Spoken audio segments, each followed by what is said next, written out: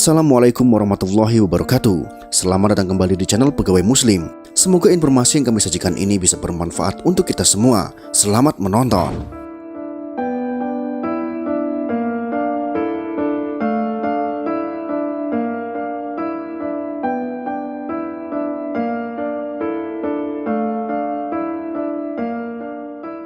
Ular adalah hewan yang ditakuti banyak orang.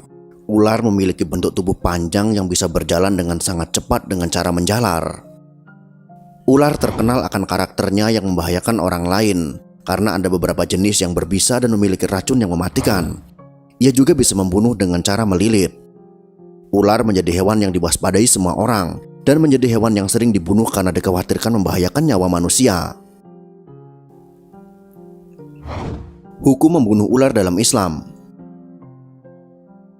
Dari Abu Hurairah radhiyallahu anhu, ia berkata, Rasulullah shallallahu alaihi wasallam bersabda, "Tidaklah kami pernah berdamai dengannya sejak kami memusuhinya.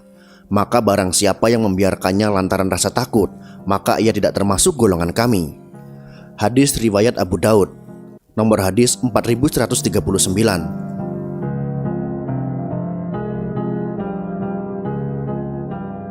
Rasulullah mengizinkan untuk membunuh ular tersebut dan melarang untuk membiarkan ular tersebut hidup lantaran karena takut. Sehingga dari hadis ini jelas bahwa hukum membunuh ular dalam Islam adalah halal, bukan termasuk dosa yang tak terampuni.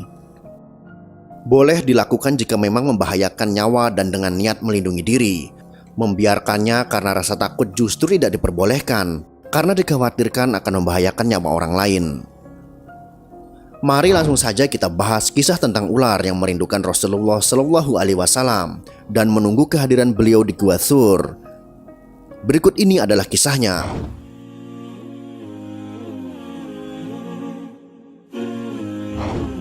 Kisah ini berawal dari keikutsertaan Abu Bakar bersama Rasulullah Shallallahu Alaihi Wasallam sebelum meninggalkan kota Mekah.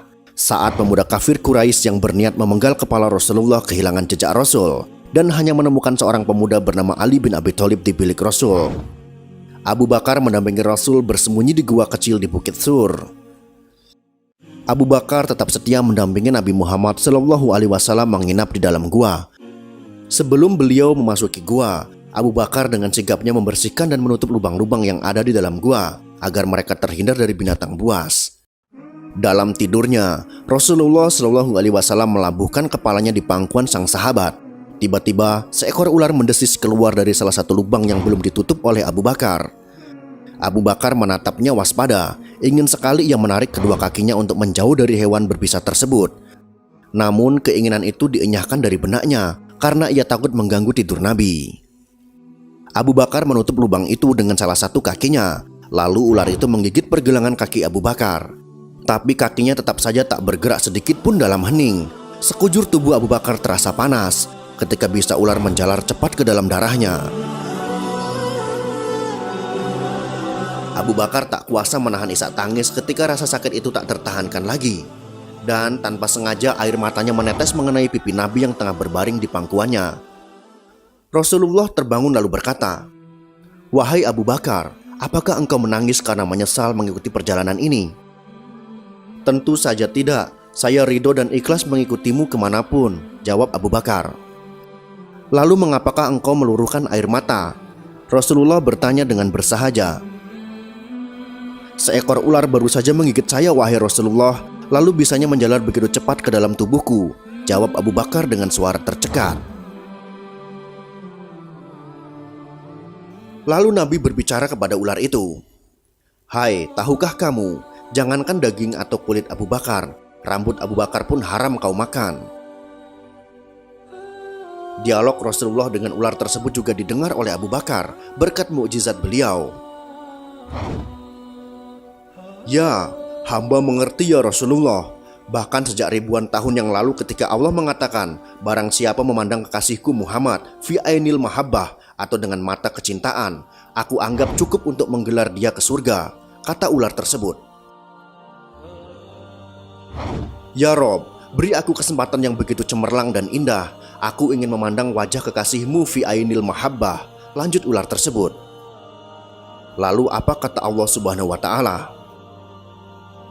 Silahkan pergi ke Jabal Sur, tinggal di sana, kekasihku akan datang pada waktunya, jawab Allah Subhanahu wa Ta'ala.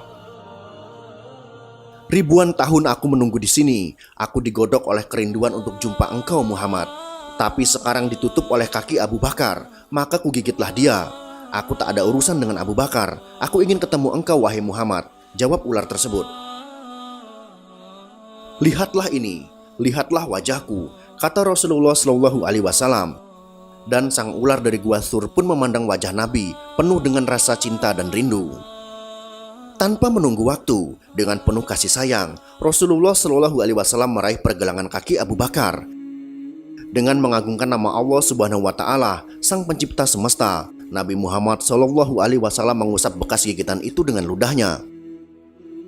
Maha suci Allah, seketika rasa sakit itu pun hilang tak berbekas. Gua Thur pun kembali ditelan senyap. Kini giliran Abu Bakar yang beristirahat dan Rasulullah SAW yang berjaga.